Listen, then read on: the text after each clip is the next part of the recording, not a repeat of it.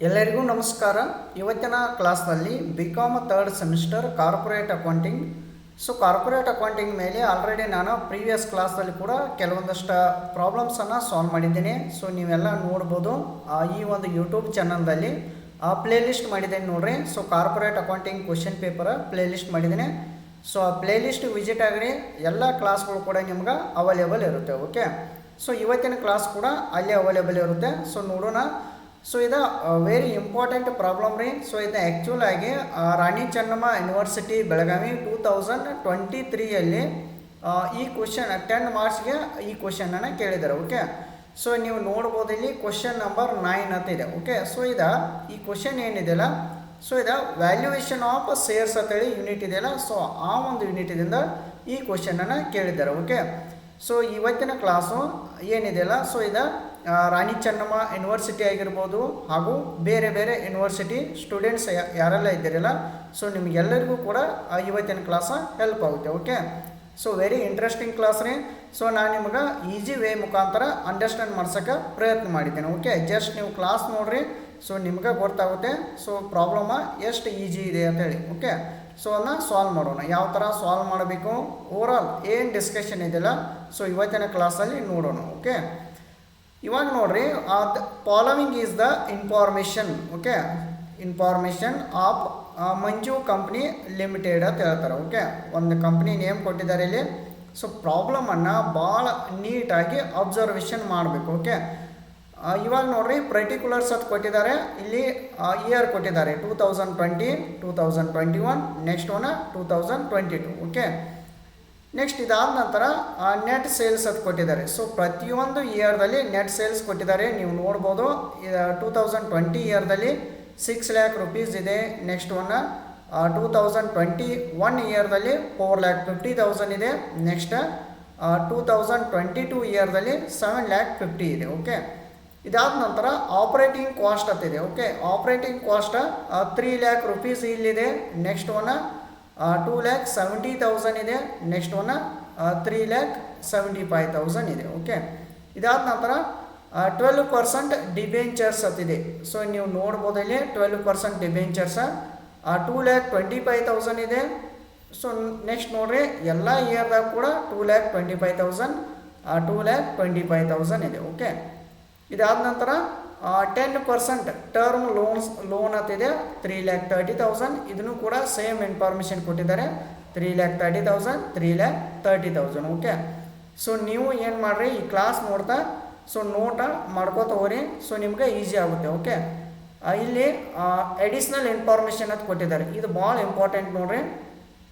Additional ಇನ್ಫಾರ್ಮೇಷನ್ದಾಗ first ಏನಿದೆ, share capital of the company consist of 30,000. ಇದು important, ಇದು note ಮಾಡ್ಕೊರಿ.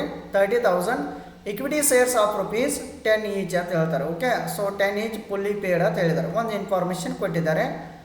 ಸೆಕೆಂಡ್ ಒಂದು ಇನ್ಫಾರ್ಮೇಷನ್ ಕೊಟ್ಟಿದ್ದಾರೆ ನೋಡ್ರಿ, rate of income tax is 40% ಅಂತ ಹೇಳಿದ್ದಾರೆ. ಇದು ಕೂಡ ಭಾಳಷ್ಟು ಇಂಪಾರ್ಟೆಂಟ್ ರೀ. ನೆಕ್ಸ್ಟ್ ಇದಾದ ನಂತರ ಪಾಯಿಂಟ್ ನಂಬರ್ ಸಿ ಕೊಟ್ಟಿದ್ದಾರೆ ನೋಡ್ರಿ, normal rate of return is 12.5% ಅಂತ ಹೇಳ್ತಾರೆ. ಇದಕ್ಕೆ ನಾರ್ಮಲ್ ರೇಟ್ ಆಫ್ ರಿಟರ್ನ್ ಈ ಥರನೂ ಕೊಡ್ತಾರೆ ಶಾರ್ಟ್ ಫಾರ್ಮ್ದಲ್ಲಿ ಪ್ರಾಬ್ಲಮ್ದಾಗ. ನೀವು ನೋಡ್ಕೋರಿ ಅದನ್ನ. Next calculate. Okay, we have to calculate. ಏನು ಕ್ಯಾಲ್ಕುಲೇಟ್ ಮಾಡೋದಾರೆ, value of on equity shares by using capitalisation factor. Okay, many ಮೆಥಡ್ಸ್ಗಳು ಬರ್ತಾವಲ್ಲ ಇಕ್ವಿಟಿ ಶೇರ್ಸನ್ನು ಫೈಂಡ್ ಔಟ್ ಮಾಡುವಾಗ. ಅವ್ರು ಯಾವುದು ಕೇಳಿದ್ದಾರೆ ಅಂದರೆ ಇಲ್ಲಿ ಕ್ಯಾಪಿಟಲೈಸೇಷನ್ ಫ್ಯಾಕ್ಟರ್ ಅಂತೇಳಿ ಕೇಳಿದ್ದಾರೆ. ಓಕೆ, ನೀವೆಲ್ಲ ನೋಡಿದಿರಿ, ಸೂಪರ್ ಪ್ರಾಫಿಟ್ ಮೆಥಡ್ ಆಗಿರ್ಬೋದು, ಇವನ್ನೆಲ್ಲ ನೋಡಿದಿರಿ ನೀವು. ಈಗ ಕ್ಯಾಪಿಟಲೈಸೇಷನ್ ಫ್ಯಾಕ್ಟರ್ ಅಷ್ಟೇ ಕೇಳಿದಾರಲ್ಲ, ಅದನ್ನು ನಾವು ಯಾವ ಥರ ಪಾಯಿಂಟ್ ಔಟ್ ಮಾಡ್ಬೇಕು ಅನ್ನೋದು ನೋಡೋಣ. ಓಕೆ, ಈ ಥರ ಇದೆ ಪ್ರಾಬ್ಲಮ್ ಇದೆ. ಇದನ್ನ ನೋಟ್ ಮಾಡ್ಕೊರಿ ನೀವು ಪ್ರಾಬ್ಲಮನ್ನು. ಓಕೆ, ಜಸ್ಟ್ ಇದಾದ ನಂತರ ಇವಾಗ ಏನು ಮಾಡ್ಬೇಕಂದ್ರೆ, ಜಸ್ಟ್ ನಾವು ಸಿಂಪಲ್ ಆಗಿ ಇಲ್ಲಿ ನೋಡ್ರಿ, ಸೊಲ್ಯೂಷನ್ ಅಂತ ಹಾಕ್ರಿ ಅಥವಾ ಆನ್ಸರ್ ಅಂತೇಳಿ ಮೆನ್ಷನ್ ಮಾಡ್ಬೇಕು ನೀವು. ಆನ್ಸರ್ ಆರ್ ಸೊಲ್ಯೂಷನ್ ಅಂತ ಹಾಕಿ ಫಸ್ಟ್ ಏನಿಲ್ಲರಿ, ಕ್ಯಾಪಿಟಲೈಸೇಷನ್ ಫ್ಯಾಕ್ಟರ್ ಕೇಳಿದಾಗ ಒಂದು ವರ್ಕಿಂಗ್ ನೋಟ್ ಹಾಕೊಂಡ್ಬಿಡ್ರಿ. ಓಕೆ, ನೋಟ್ ಅನ್ಬೋದು ಅಥವಾ ವರ್ಕಿಂಗ್ ನೋಟ್ ಅಂತ ಹಾಕ್ರಿ. ಕ್ಯಾಪಿಟಲೈಸೇಷನ್ ಫ್ಯಾಕ್ಟರ್ ಫೈಂಡ್ ಔಟ್ ಮಾಡಬೇಕಾದ್ರೆ ಫಸ್ಟ್ ಅದಕ್ಕೊಂದು ಫಾರ್ಮುಲಾ ಬರುತ್ತೆ, ವ್ಯಾಲ್ಯೂ ಆಫ್ ಇಕ್ವಿಟಿ ಶೇರ್ ಅಂತ ಹೇಳಿ ಬರುತ್ತೆ. ಓಕೆ, ಸೊ ಇವು ನೆಕ್ಸ್ಟ್ ನೀವು ನೋಟ್ ಮಾಡ್ಕೊಂಡ್ರಿ ಅಂದರೆ ಈಸಿಲಿ ನೀವು ಸಾಲ್ವ್ ಮಾಡ್ಬೋದು. ಇವು ನೆಕ್ಸ್ಟ್ ನೀವು ನೆನಪಿಟ್ಕೋಬೇಕು. Okay, value of equity shares ನಮಗೇನು ಕೇಳಿದ್ದಾರೆ, ಕ್ಯಾಪಿಟಲೈಸೇಷನ್ ಫ್ಯಾಕ್ಟರ್ ಪ್ರಕಾರ value of equity shares by using capitalisation factor ಅಂತ ಹೇಳಿದ್ದಾರೆ ಇಲ್ಲಿ. ಓಕೆ, ಹಾಗಾದರೆ ಫಸ್ಟ್ ನೋಡ್ರಿ, value of equity shares under capitalisation factor ಮೆಥಡ್ದಾಗ ಏನಾಗುತ್ತೆ ಅಂದ್ರೆ, ಸೊ ಇಲ್ಲಿ total value of business divided by, okay, ನೀವು divided by number of equity shares ಅಂತೇಳಿ ಮೆನ್ಷನ್ ಮಾಡಬೇಕು. ಓಕೆ, ಸೊ ಪ್ರಾಬ್ಲಮ್ದಾಗ ಒಂದು ಅಬ್ಸರ್ವ್ ಮಾಡಿರಿ, ಇಲ್ಲಿ ನಂಬರ್ ಆಫ್ ಇಕ್ವಿಟಿ ಶೇರ್ಸ್ ಕೊಟ್ಟಾರಲ್ಲ ನೋಡ್ರಿ, ಎಷ್ಟು ಇಕ್ವಿಟಿ ಶೇರ್ಸ್ ಅದಾವ್ರಿ, 30,000 ಇಕ್ವಿಟಿ ಶೇರ್ಸ್ ಅದಾವೆ. ಓಕೆ, ಸೊ ಹಾಗಾದರೆ ಇವಾಗ ನಮ್ಗೆ ಒಂದು ಪಾಯಿಂಟ್ ನಮ್ಗೆ ಕ್ಲಾರಿಟಿ ಆಯ್ತು ರೀ, ನಂಬರ್ ಆಫ್ ಇಕ್ವಿಟಿ ಶೇರ್ಸ್ ಅಂದ್ರೆ 30,000 ಅದಾವತ್ತು ಗೊತ್ತಾಯ್ತು. ಓಕೆ, ಸೊ ನೆಕ್ಸ್ಟ್ ನೋಡ್ರಿ, total value of the business ಪ್ರಾಬ್ಲಮ್ದಲ್ಲಿ ಕೊಟ್ಟಿಲ್ಲ, ಇದನ್ನು ಪಾಯಿಂಟ್ ಔಟ್ ಮಾಡಬೇಕು. ಓಕೆ, ಸೊ ಇದು total value of the business point out ಮಾಡಬೇಕಾದ್ರೆ ಅದಕ್ಕೂ ಕೂಡ ಒಂದು ಫಾರ್ಮುಲಾ ಇದೆ.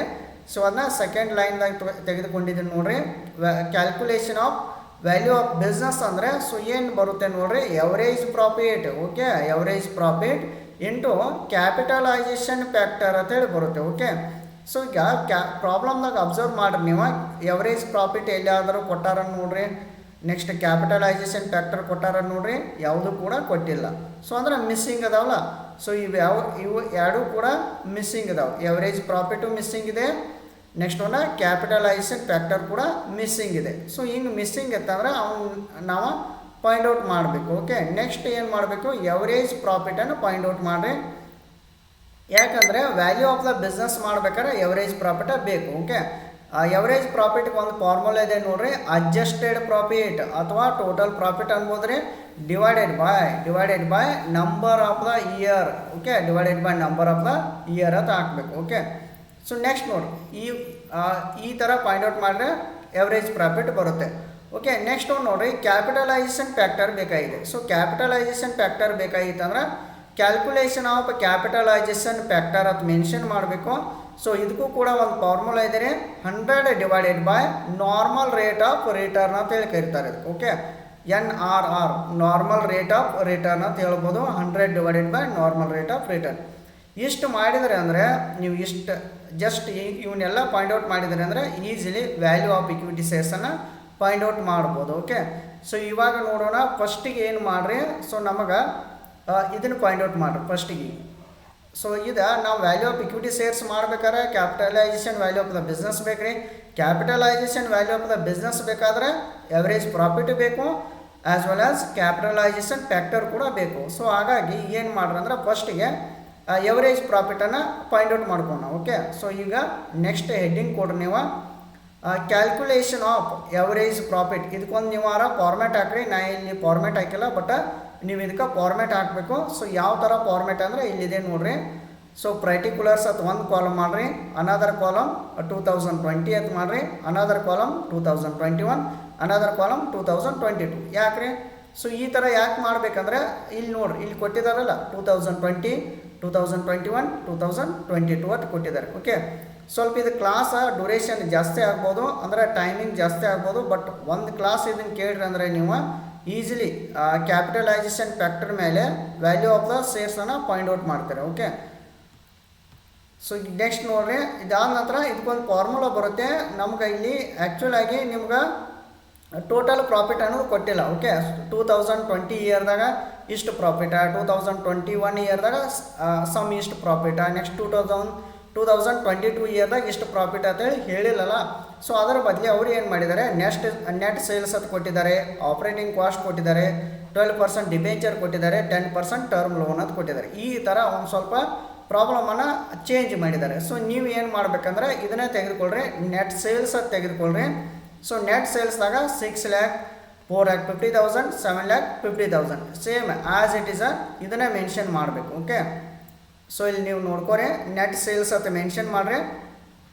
So 6 lakh, next 4 lakh 50,000, 7 lakh 50,000 mention ಮಾಡಬೇಕು. ಓಕೆ, ಸೊ ಇದಾದ ನಂತರ ಆಪ್ರೇಟಿಂಗ್ ಕಾಸ್ಟ್ ಅಂತ ಇದೆ ನೋಡಿರಿ, ಆಪ್ರೇಟಿಂಗ್ ಕಾಸ್ಟ್ ಇದೆಯಲ್ಲ, ಸೊ ಇದನ್ನು ಪ್ರಾಬ್ಲಮ್ದಲ್ಲಿ ಲೆಸ್ ಮಾಡಬೇಕಿದ್ದ ಆಪ್ರೇಟಿಂಗ್ ಕಾಸ್ಟನ್ನು 3 lakh 2020ದಾಗ ಲೆಸ್ ಮಾಡಿರಿ, 2,70,000 2021ದಾಗ ಲೆಸ್ ಮಾಡಬೇಕು. 3,75,000 2022ದಾಗ ಲೆಸ್ ಮಾಡ್ರಿ. ಓಕೆ, ಸೊ ಈ ಥರ ಮೆನ್ಷನ್ ಮಾಡ್ಬೇಕು ನೀವು. ಸೊ ಈಗ ನೋಡ್ರಿ, ಆಪ್ರೇಟಿಂಗ್ ಕಾಸ್ಟ್ ಲೆಸ್ ಅಂತ ಅನ್ಬೇಕು ನೀವು. ಆಲ್ರೆಡಿ ನಾ ಹೇಳಿದ್ದೀನಲ್ಲ, ಲೆಸ್ ಮಾಡಿರಿ.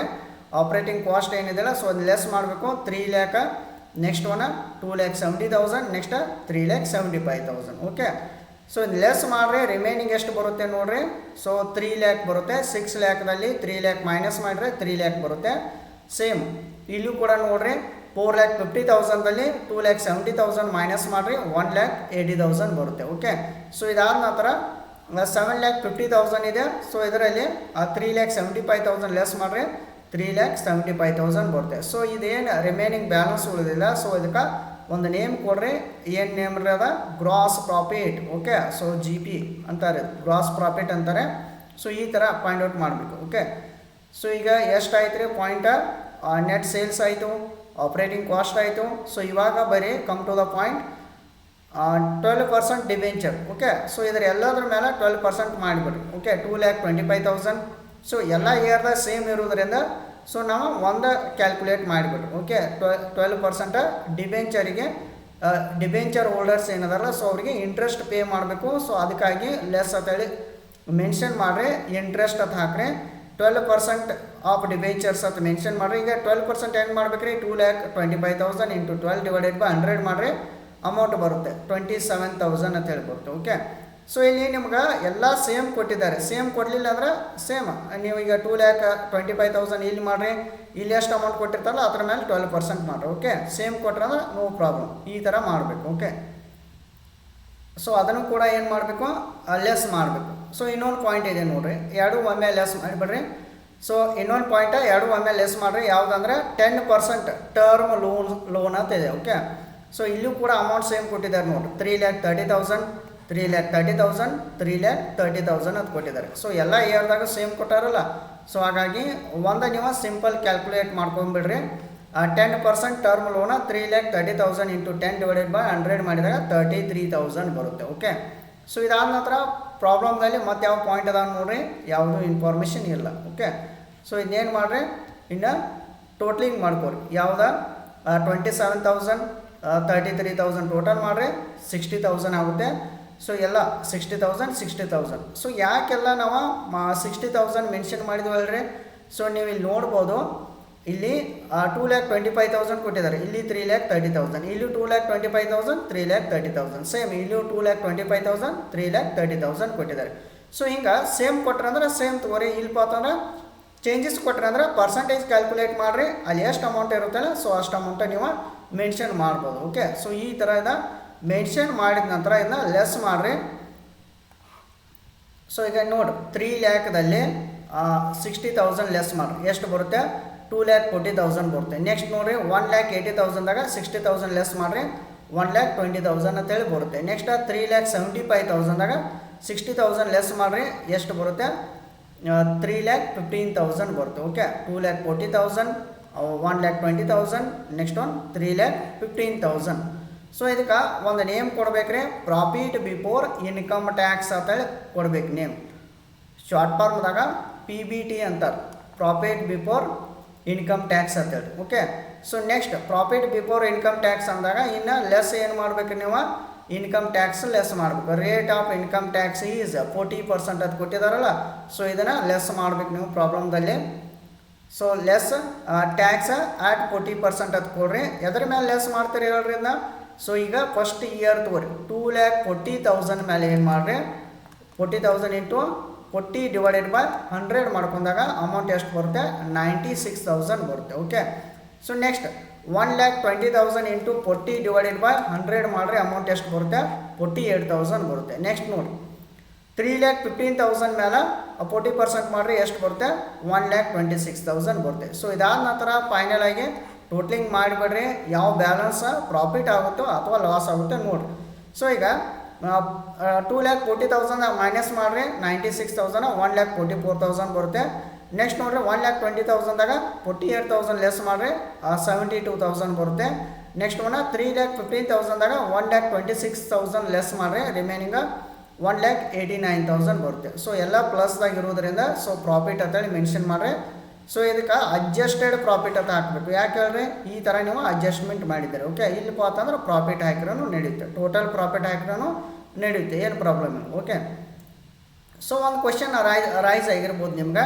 ಸೊ ಏನಂದರೆ, ಸೊ ಈಗ ಎಲ್ಲ ಪ್ರಾಫಿಟ್ ಬಂದವೆ. ಸಪೋಸ್ ಇನ್ ಕೇಸ್ ಲಾಸ್ ಬಂದರೆ ಏನು ಮಾಡ್ತೀರಾ, ಯಾವುದೋ ಒಂದು ಇಯರ್ ಲಾಸ್ ಬಂದೈತೆ ತಿಳ್ಕೊರಿ. ಈಗ -72,000 ಬಂದೈತಿ. ಓಕೆ, ಸೊ ಅಂದ್ರೆ ಟೋಟಲ್ ಇನ್ನು ರಿಮೈನಿಂಗ್ ಏನು ಇಯರ್ದ ಪ್ರಾಫಿಟ್ ಇರುತ್ತಲ್ಲ, ಸೊ ಅದನ್ನ ಮೈನಸ್ ಮಾಡಿರಿ. ಸೊ ಅದ್ರೊಳಗೆ ಮೈನಸ್ ಮಾಡಿದಾಗ ರಿಮೈನಿಂಗ್ ಅಮೌಂಟ್ ಏನು ಉಳಿತಲ್ಲ, ಸೊ ಅದಕ್ಕೆ ಪ್ರಾಫಿಟ್ ಅನ್ಬೋದು. ಓಕೆ, ಸೊ ಆ ಥರನೇ ನಿಮ್ಗೆ ಪ್ರಾಬ್ಲಮ್ಸ್ ಕೊಡತ್ತಿರ್ತಾರೆ. ಸೊ ಅಲ್ಲಿ ನೀವು ನೋಡ್ಬೋದು. ಓಕೆ, ಸೊ ಈಗ ಯಾವುದೂ ಮೈನಸ್ ಬಂದಿಲ್ಲ ರೀ, ಎಲ್ಲ ಪ್ರಾಫಿಟ್ ಇದಾವೆ. ಸೊ 1,44,000. ಸೊ ಇದು ಯಾವ ಇಯರ್ ರೀ, 2020 ಇಯರ್. ನೆಕ್ಸ್ಟ್ 21ದ 72,000, 23 ಇಯರ್ದ 1,89,000. ಓಕೆ, ಇನ್ನು ಫಾರ್ಮುಲಾ ಇದೆ ರೀ, ಎವರೇಜ್ ಪ್ರಾಫಿಟ್. ನಾ ಹೇಳಿದ್ದೀನಲ್ಲ ನಿಮ್ಗೆ, ಇಲ್ಲಿ ಫಾರ್ಮುಲಾ ಹೇಳಿದ್ದೀನಿ ನೋಡಿ. Average profit adjusted profit divided by number of the year ಅಂತೇಳಿ ತೆಗೆದುಕೊಳ್ಬೇಕಂತ ಹೇಳಿದ್ದೀನಿ ನಿಮ್ಗೆ. Okay, adjusted profit divided by number of the year. Adjusted profit ಎಷ್ಟು ಬಂದಿದೆ ನೋಡಿರಿ, 1,44,000, 72,000, 1,89,000 ಇಲ್ಲಿ ಬಂದಿದೆ ನೋಡಿರಿ, ಇಲ್ಲಿ ಮೇಲೆ ಇದೆಯಲ್ಲ. ಸೊ ಇದೇ ಅಮೌಂಟ ತೆಗೆದುಕೊಳ್ಬೇಕು. ಓಕೆ, ಸೊ ಇವನ್ನೆಲ್ಲ ಟೋಟಲ್ ಮಾಡಿರಿ, divided by number of the years. ಇಲ್ಲಿ ಎಷ್ಟು ಇಯರ್ ಅದಾವೆ ರೀ, so first year, second year, third year, 3 year ಅದಾವೆ. ಸೊ ಏನು ಮಾಡ್ಬೇಕು ನೀವು, ಡಿವೈಡೆಡ್ ಬೈ 3 ಮಾಡಬೇಕು. ಟೋಟಲ್ ಮಾಡೋದ್ರಿಂದ 4,05,000 ಬರುತ್ತೆ. ಡಿವೈಡೆಡ್ ಬೈ 3 ಮಾಡಿರಿ, ಅಮೌಂಟ್ ಎಷ್ಟು ಬರುತ್ತೆ, 1,35,000 ಬರುತ್ತೆ. ಸೊ ಹಾಗಾದರೆ ನೀವು ಏನು ಪಾಯಿಂಟ್ ಔಟ್ ಮಾಡಿರಿ, ಎವರೇಜ್ ಪ್ರಾಫಿಟನ್ನು ಪಾಯಿಂಟ್ ಔಟ್ ಮಾಡಿದಿರಲ್ಲ, 1,35,000 ಆಯಿತು. ಓಕೆ, ಸೊ ಇದಾದ ನಂತರ next come to the point. ಇನ್ನು ಇದು ಮುಗೀತು. ಇದು ಎಷ್ಟು ಬಂದಿದೆ, 1,35,000 ಬಂದಿದೆ, 1,35,000. ಓಕೆ, ಸೊ ಇದಾದ ನಂತರ ನೆಕ್ಸ್ಟ್ ಏನು ಮಾಡಿರಿ, calculation of capitalisation factor easy ರೀ. ಇದೆ 100 divided by normal rate of return ಮಾಡಬೇಕು. ಓಕೆ, 100 ತೆಗೆದುಕೊಳ್ರಿ. ಸೊ ನೆಕ್ಸ್ಟ್ ಒಂದು ಹೆಡ್ಡಿಂಗ್ ಕೊಡ್ರಿ, ಕ್ಯಾಲ್ಕುಲೇಷನ್ ಆಫ್ ಕ್ಯಾಪಿಟಲೈಸೇಷನ್ ಫ್ಯಾಕ್ಟರ್ ಅಂತ ಹಾಕ್ರಿ. 100 divided by normal rate of return ಅಂತ ಕೊಡ್ರಿ. 100 ಅನ್ಕ ಇನ್ಬಿಲ್ಟ್ ಆಗಿ ತೆಗೆದುಕೊಳ್ಬೇಕು. ಪ್ರಾಬ್ಲಮ್ದಲ್ಲಿ NRR normal rate of return ಕೊಟ್ಟಾರೆಲ್ಲೋ ನೋಡ್ರಿ, ಇಲ್ಲಿ ಕೊಟ್ಟಾರ ನೋಡ್ರಿ. The normal rate of return is 12.5% ಅಂತೇಳಿ ಕೊಟ್ಟಾರೆ. ಓಕೆ, ಸೊ ನೀವೇನು ಮಾಡ್ರಿ ಅದನ್ನ 12.5% ಅಂತೇಳಿ ತೆಗೆದುಕೊಳ್ಬೇಕು. ಸೊ ಟೋಟಲ್ ಎಷ್ಟು ಬರುತ್ತೆ, ಅದು 8 ಅಂತೇಳಿ ಬರುತ್ತೆ. 100 ಡಿವೈಡೆಡ್ ಬೈ 12.5 ಮಾಡಿರಿ, 8 ಅಂತೇಳಿ ಬರುತ್ತೆ. ಓಕೆ, ಸೊ ಹಾಗಾದರೆ ಕ್ಯಾಪಿಟಲೈಸೇಷನ್ ಫ್ಯಾಕ್ಟರ್ ಕೂಡ ಎಷ್ಟು ಆಯ್ತು ರೀ, ಸೊ ಈಗ 8 ಅಂತೇಳಿ ಆಯಿತು. ಸೊ ಇದು ಕೂಡ ಕಂಪ್ಲೀಟ್ ಆಯಿತು. ಓಕೆ, ಸೊ ನೆಕ್ಸ್ಟ್ ನೋಡಿ, ಇನ್ನು 1 by 1 ಇನ್ಫಾರ್ಮೇಷನ್ ನೋಡೋಣ. ಇನ್ನು calculation of value of the business ಮಾಡಬೇಕು. So value of the business ಬೇಕಾದ್ರೆ ಏನು ಬೇಕು ರೀ, ಎವರೇಜ್ ಪ್ರಾಫಿಟ್ ಬೇಕು, ಕ್ಯಾಪಿಟಲೈಸೇಷನ್ ಫ್ಯಾಕ್ಟರ್ ಬೇಕು. ಎರಡು ನಾವು ಪಾಯಿಂಟ್ ಔಟ್ ಮಾಡಿದ್ವಲ್ಲ ರೀ, average profit, capitalisation factor point out ಮಾಡಿದ್ವು. ಓಕೆ, ಸೊ ಈಗ ನೋಡಿರಿ ಡೈರೆಕ್ಟಾಗಿ.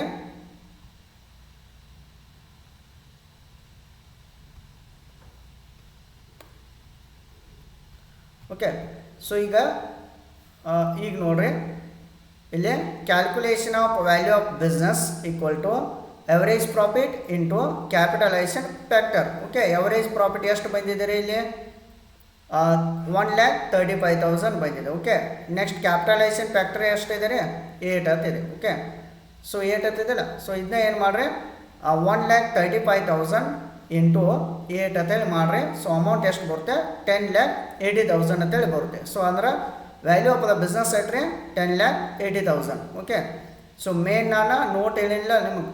So value of the business ಎಷ್ಟು ಬರ್ತಾರೆ, 10,80,000 ಅಂತೇಳಿ ಬರ್ತು. ಓಕೆ, ಇದು ಕಂಪ್ಲೀಟ್ ಆಯಿತು. ಸೊ ನಮಗೆ ಫೈನಲ್ ಆಗಿ ಬರೀ value of the equity shares ಯಾವ ಥರ ಮಾಡಬೇಕ್ರಿ, ಇದನ್ನ total value of the business divided by number of the equity shares. Already ಪ್ರಾಬ್ಲಮ್ದಾಗ number of the equity shares ಕೊಟ್ಟಾರೆ. Total value of the business ಎಷ್ಟು ಆಯ್ತು ರೀ, ಈಗ 10,80,000 ಆಯಿತು. ಓಕೆ, ಸೊ ಅದನ್ನ ನೀವು ಫಾರ್ಮುಲಾದಾಗ ಹಾಕಿಬಿಡ್ರಿ, ಇಲ್ಲಿ ಮೆನ್ಷನ್ ಮಾಡ್ಬೋದು ನೀವು. Value of the equity shares ಅಂತ ಹಾಕ್ರಿ, ಇದು final answer. Total value of the business ಎಷ್ಟು ಬಂದಿದೆ, 10,80,000 ಇಲ್ಲಿ ಬಂದಿದೆ ನೋಡಿ. ಓಕೆ, ಇಲ್ಲಿದೆಯಲ್ಲ ವ್ಯಾಲ್ಯೂ ಆಫ್ ದ ಬಿಸ್ನೆಸ್ 10,80,000 ಅಂತಿದೆಯಲ್ಲ. ಸೊ ಇದನ್ನೇ ತೆಗೆದುಕೊಳ್ಳ್ರಿ, divided by number of the equity shares. So number of the equity shares ಎಲ್ಲಿ ಇರ್ತಾವೆ ನೋಡ್ರಿ, ಪ್ರಾಬ್ಲಮ್ದಲ್ಲಿ ಇಲ್ಲಿ ಕೊಟ್ಟಿರ್ತಾರೆ ನೋಡಿ.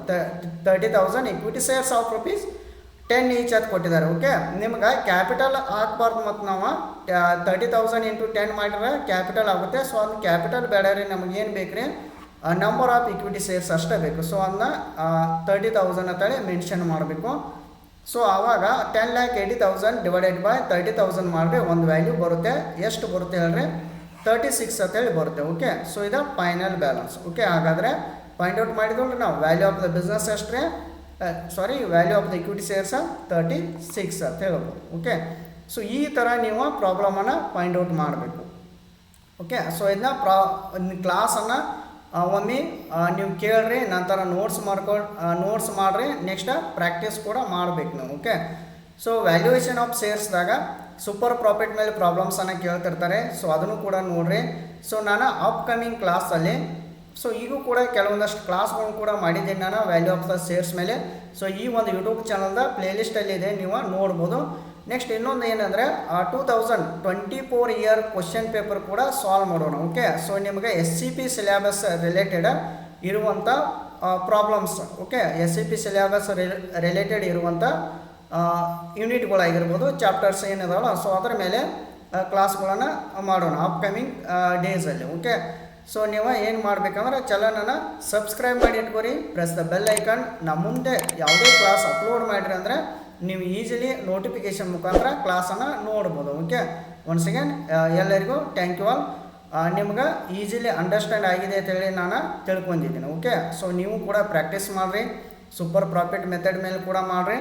ಸೊ ನೆಕ್ಸ್ಟ್ ಅಪ್ಕಮಿಂಗ್ ಕ್ಲಾಸಲ್ಲಿ ಮತ್ತು ಯಾವ್ಯಾವ ಪ್ರಾಬ್ಲಮ್ಸ್ ಇದ್ದರೆ ಸೊ ಅವನ್ನೆಲ್ಲ ಸಾಲ್ವ್ ಮಾಡೋಣ. ಓಕೆ, ಒನ್ಸ್ ಅಗೇನ್ ಎಲ್ಲರಿಗೂ ಥ್ಯಾಂಕ್ ಯು ಆಲ್.